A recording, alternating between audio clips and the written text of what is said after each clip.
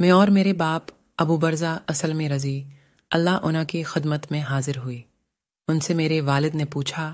کہ نبی کریم یہ فرض نمازیں کن وقتوں میں پڑھتے تھے؟ انہوں نے فرمایا کہ دوپہر کی نماز جسے تم پہلی نماز کہتے ہو سورج ڈھلنے کے بعد پڑھتے تھے، اور جب عصر پڑھتے اس کے بعد کوئی شخص مدینہ کے انتہائی کنارہ پر اپنے گھر واپس جاتا تو سورج اب بھی تیز ہوتا تھا۔ سیار نے کہا کہ مغرب کے وقت کے متعلق آپ نے جو کچھ کہا تھا وہ مجھے یاد نہیں رہا،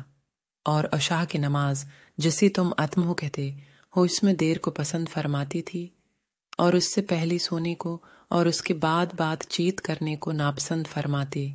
اور صبح کی نماز سے اس وقت فارغ ہو جاتی جب آدمی اپنے قریب بیٹھی ہوئی دوسری شخص کو پہچان سکتا، اور صبح کی نماز میں آپ 60 سے 100 تک آیتیں پڑھا کرتے۔